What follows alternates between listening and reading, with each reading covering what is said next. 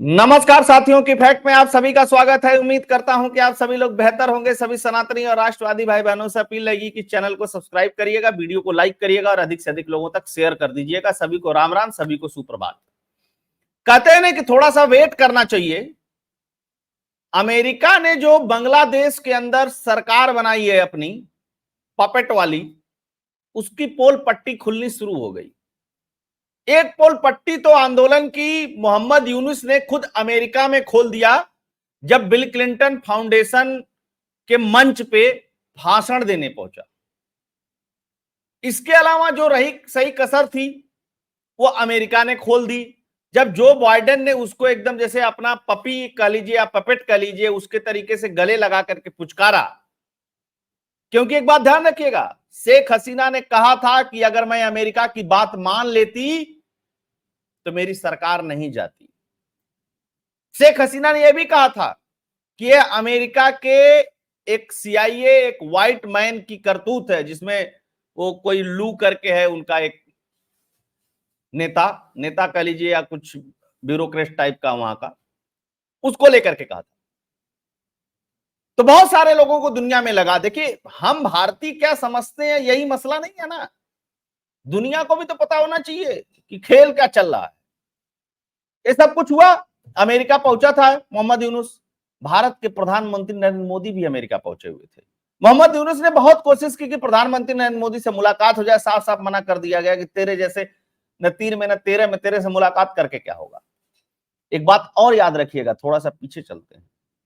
जैसे तख्ता पलट हुआ था तो मोहम्मद यूनुस और बीएनपी के नेता, जमात वाले, किस तरीके से भारत को कह रहे थे, भारत गो बैक, सामान का बाइकाट कर देंगे, या कर देंगे, दिस कर देंगे, दैट कर देंगे। कहते हैं ना, जब औकात नहीं हो चवन्नी भर की ना, तो रुपया भर का बयाना नहीं लिया जाता। औकात अगर चवन्नी की नहीं हो तो रुपया भर का बयाना नहीं लिया जाता। यही बयाना ले लिया बांग्लादेश ने। इनको लगा कि इनके पापा अमेरिका जो हैं वो आएंगे, इनकी बड़ी मदद करेंगे।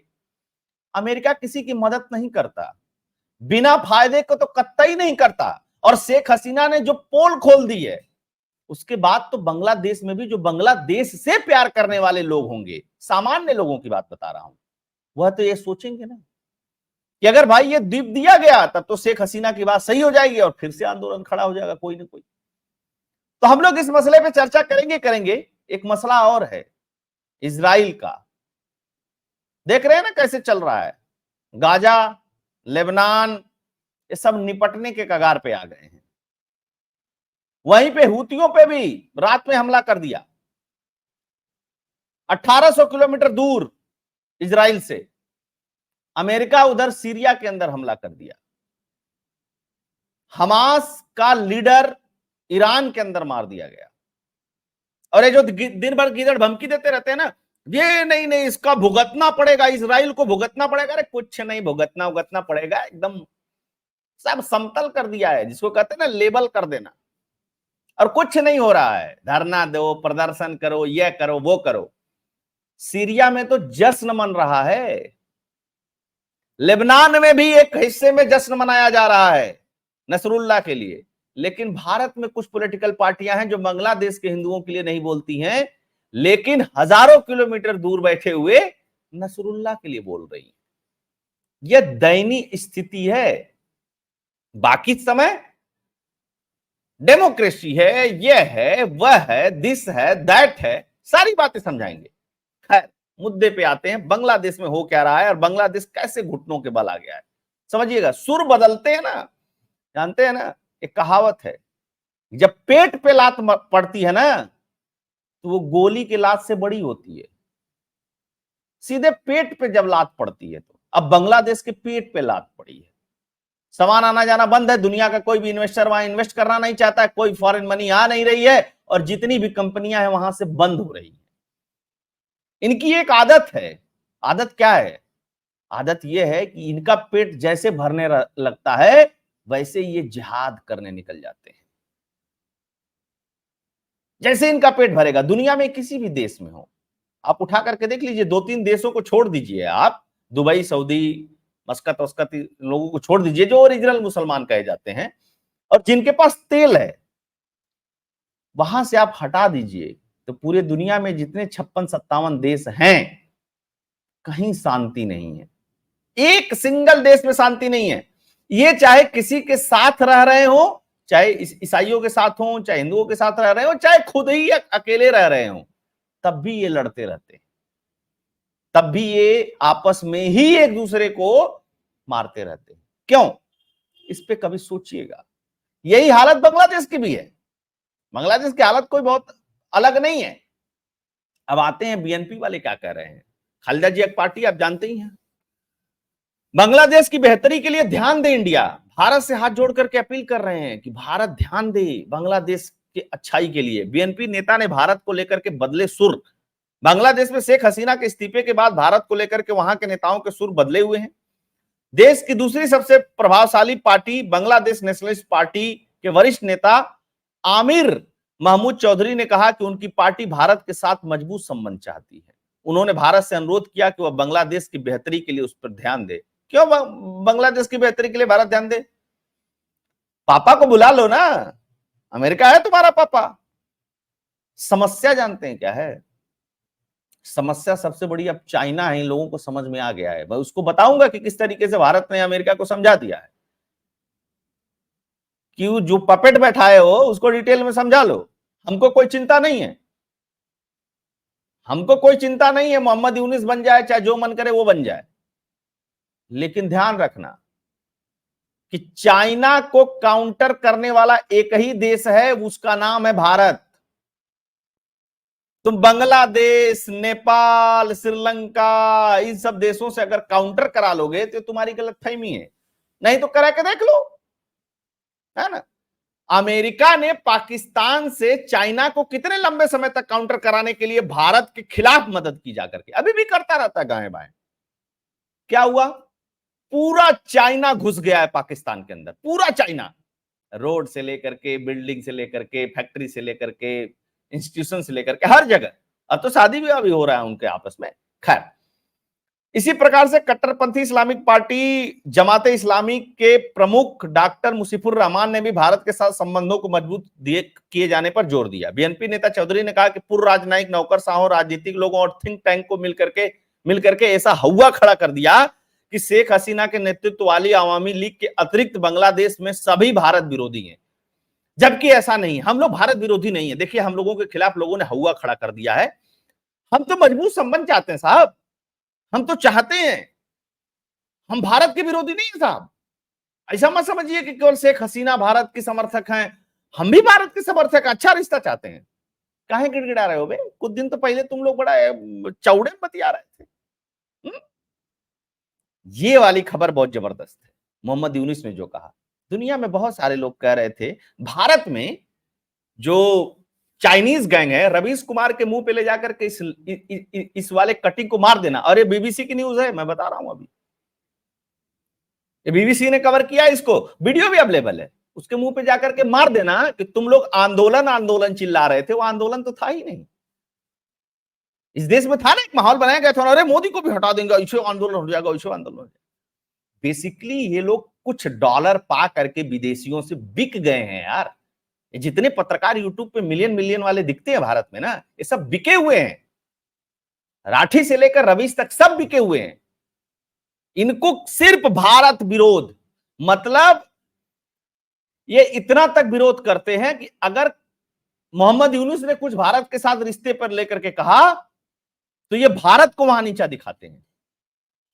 जबकि यही राहुल गांधी एक शब्द नहीं बोला इस पूरे घटनाक्रम पे। यही राहुल गांधी, यही कांग्रेस पार्टी एक शब्द नहीं बोली, ऊपर से मोदी को डरवा रही थी। और उसका समर्थन कौन कर रहे थे? यही जितने भी दल्ले टाइप के पत्रकार हैं। ये नहीं भूलना चाहिए, देश एक व्यक्ति का नहीं होता है, सबका होता है ना। लेबनान में पूछा नहीं जा रहा है किसी से, न गाजा में किसी से पूछा जा रहा है ना, न इराक में किसी से पूछा गया और न अफगानिस्तान में किसी से पूछा गया कि तुम किसके समर्थक हो और किसके समर्थक नहीं हो। रेलाई एक तरफा होती है। तो चंद डॉलर के लिए कम से कम इतना तो मत नीचे गिर जाओ। खैर, मुद्दे पे आते हैं। एक फोटो देख लीजिए, इधर बगल में एक व्यक्ति खड़ा है ना, ये मोहम्मद यूनुस है। उसके बगल में एक व्यक्ति जो खड़ा है उसी के बारे में बात हो रही है, और मैं नहीं कह रहा हूं, मोहम्मद यूनुस खुद कह रहा है। और सोचिएगा, इसको ध्यान से सुनिएगा। बांग्लादेश के अंतरिम सरकार के मुख्य सलाहकार मोहम्मद यूनुस का अमेरिकी दौरा चर्चा में है। मोहम्मद यूनुस अमेरिका, पाकिस्तान सहित कई देशों के राष्ट्र प्रमुखों से भी मिले। 25 सितंबर को क्लिंटन ग्लोबल इनिशिएटिव कार्यक्रम में शिरकत की। इस कार्यक्रम में अमेरिका के पूर्व राष्ट्रपति बिल क्लिंटन भी थे। मोहम्मद यूनुस ने इस दौरान अपने स्पेशल असिस्टेंट महफूज आलम से लोगों को मिलवाया। स्पेशल असिस्टेंट महफूज आलम से लोगों को मिलवाया। बांग्लादेश में छात्र आंदोलन के बाद बीते महीने अवामी लीग की शेख हसीना सरकार सत्ता से बेदखल हो गई थी। मोहम्मद यूनुस ने बांग्लादेश में हुए सियासी फेरबदल के पीछे महफूज आलम का हाथ बताया और उनकी तारीफ की। तारीफ तो की, क्या कहा ये सुनिएगा। क्लिंटन ग्लोबल इनिशिएटिव कार्यक्रम में बिल क्लिंटन की मौजूदगी में मंच पर 2 लोगों को बुलाया गया, जिसमें महफूज आलम भी शामिल थे। मोहम्मद यूनुस ने कहा कि ये किसी दूसरे युवा व्यक्ति की तरह ही दिखते हैं, मगर जब आप इनके एक्शन को देखेंगे, जब इनके भाषण सुनेंगे, आप कांपने लगेंगे। अपनी लगन और भाषण से इन लोगों ने देश को हिलाकर रख दिया। इन लोगों ने कहा कि हमको, आपको हमें मारना है तो मार दीजिए, लेकिन हम हार नहीं मानेंगे। मोहम्मद यूनुस ने कहा कि पूरी क्रांति के पीछे मोहम्मद आलम थे। वह बार बार इससे इनकार करते हैं, मगर उस क्रांति के पीछे यही थे। ये अचानक हुई चीज नहीं थी। यहां क्या बताया जा रहा था? वहां आरक्षण के लिए आंदोलन हो गया जी, वहां छात्रों का अधिकार कुचल दिया गया, इसके लिए आंदोलन हो गया। वहां छात्र निकल गए शेख हसीना के निरंकुश सरकार के खिलाफ। नहीं, ये तो मोहम्मद यूनुस कह रहा है।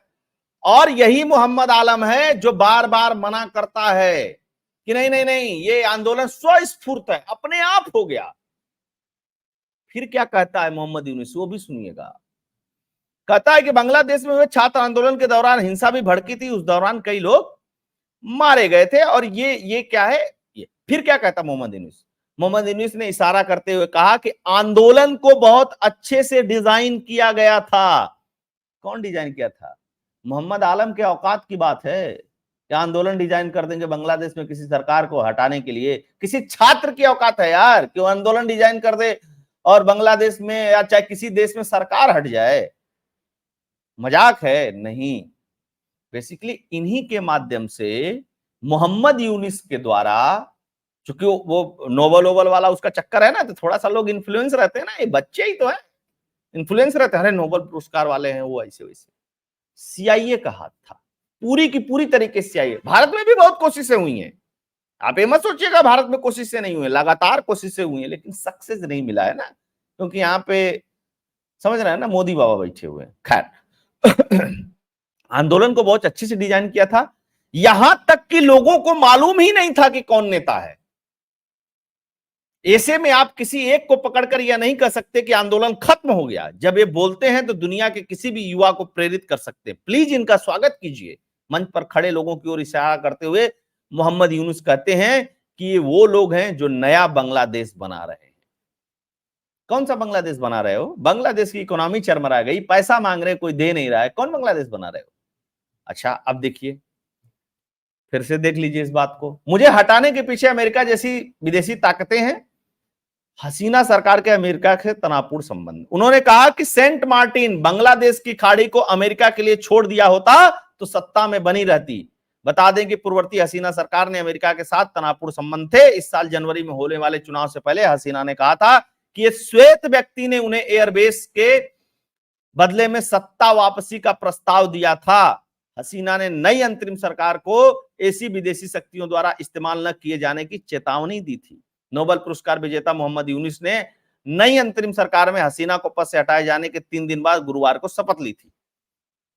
हसीना ने कहा था, मैंने इस्तीफा इसलिए दे दिया क्योंकि मैं 100 का जुलूस देखना नहीं चाहती थी।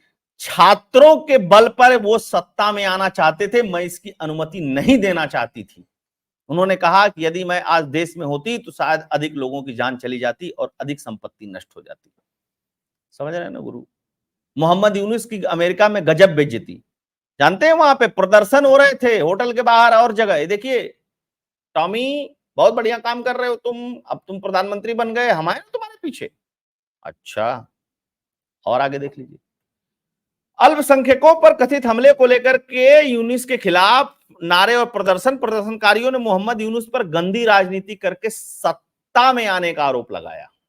विरोध कर रहे लोगों ने मीडिया से बातचीत में बताया कि मोहम्मद यूनुस ने अवैध रूप से सत्ता हासिल की है, उन्होंने गंदी राजनीति का सहारा लिया। गंदी राजनीति क्या थी? वही डिजाइंड आंदोलन, ठीक, जिसके चलते वहां बहुत से लोग मारे गए। अब तक हमारी निर्वाचित पीएम शेख हसीना ने इस्तीफा नहीं दिया है। हम संयुक्त राष्ट्र से विनम्रतापूर्वक अनुरोध करते हैं, उन्होंने यहां बांग्लादेशी लोगों का प्रतिनिधित्व नहीं किया है। बांग्लादेश के लोग ही मोहम्मद यूनुस को प्रतिनिधि नहीं मान रहे हैं बांग्लादेश के, समझ रहे हैं आप? खेला तमाशा खूब चल रहा है गुरु, अवैध के भारत को धमका रहा था, अब कहें कह रहा भैया हम संबंध। अच्छा, सारे कह रहे हैं जमात वाले। अच्छा, मजे की बात क्या है, नसरुल्लाह को लेके, लेबनान को लेकर के भारत में जमात वाले जो हैं वो धरना प्रदर्शन दे रहे हैं अमेरिका और इजराइल के खिलाफ, और बांग्लादेश में जमात वाले अमेरिका की मदद कर रहे हैं या अमेरिका को अच्छा बता रहे हैं मोहम्मद यूनुस को लेकर के। इसी को तो दोगलई कहते हैं। अच्छा, अब मैं आपके इसके एनालिसिस पार्ट को एक और बात बताता हूं। अब हो क्या रहा है, मोहम्मद यूनुस संबंध तो है रहा है, हिल्सा मछली वाला प्रकरण आपने देख लिया, बहुत सारी चीजें। अब ये भी आ रहा है कि अडानी का बिल देने के लिए तैयार है बांग्लादेश, कह रहा है कि हम व्यवस्था कर रहे हैं, हमारी चीजें मत रोकिए। बांग्लादेश से बड़ी मात्रा पे, अब चूंकि बांग्लादेश 3-4 चीजों पे निर्भर है, एक तो जूट, कपास, कपड़ा बनाने वाला, ठीक, एक स्क्रैप का बड़ा काम है उनके यहाँ, जहाज वहाज आते हैं, स्क्रैप होता है, ये सब सारी चीजें।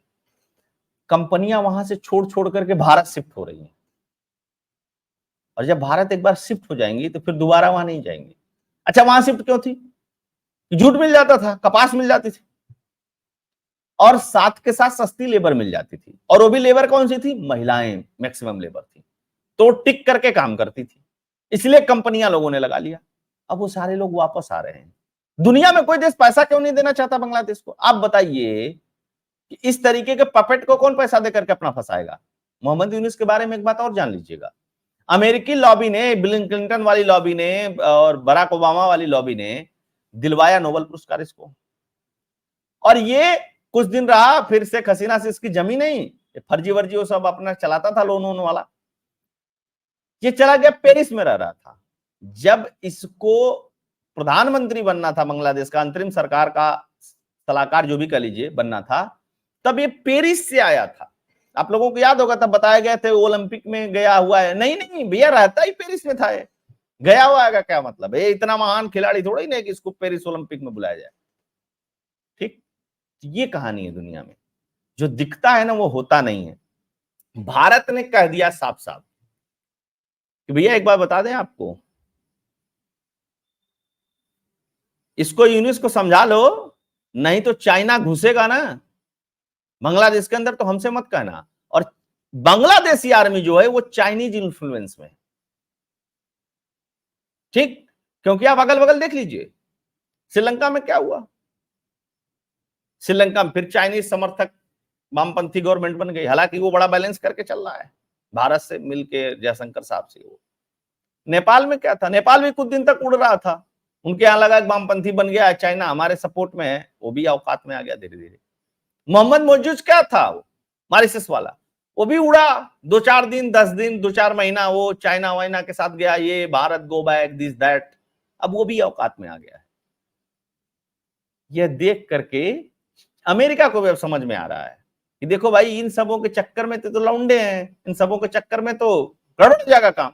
दूसरी तरफ फाइटर प्लेन के इंजन देने के लिए फ्रांस तैयार हो गया, अमेरिका ना अनुकूल, इधर उधर 2 महीने बाद देंगे, 3 महीने बाद देंगे कर रहा था। भारत को जो अमेरिका से लेना था ले लिया। फ्रांस ने जो चीज दिया है भारत के लिए वो बहुत जबरदस्त है, क्योंकि वहां टेक्नोलॉजी ट्रांसफर हुआ है। तो ये दुनिया भर में जो चीजें चल रही है ना, अब जब आप इसको कैलकुलेट करके एक बात देखेंगे तो आप मानेंगे कि हर चीज का समाधान नहीं है कि आप मिसाइल अटैक ही कर दो, पेट पे लात मारो, खुद ही बाप बाप चिल्लाएंगे, क्योंकि पेट की भूख बहुत बड़ी होती है किसी भी मिसाइल से, किसी भी गोली से। तो आप सभी लोग जुड़े, होप आप लोगों के एनालिसिस से फैक्ट कंटेंट पसंद आया होगा। पसंद आया होगा तो चैनल को सब्सक्राइब भी करिएगा, लाइक भी करिएगा, कंट्रीब्यूट भी करिएगा। कंट्रीब्यूट और डोनेट करने के लिए फोन पे, पेटीएम का नंबर स्क्रीन पे दिया हुआ, आप इसके थ्रू डोनेट कर सकते हैं। बहुत बहुत धन्यवाद। जय हिंद, जय भारत, जय श्री राम।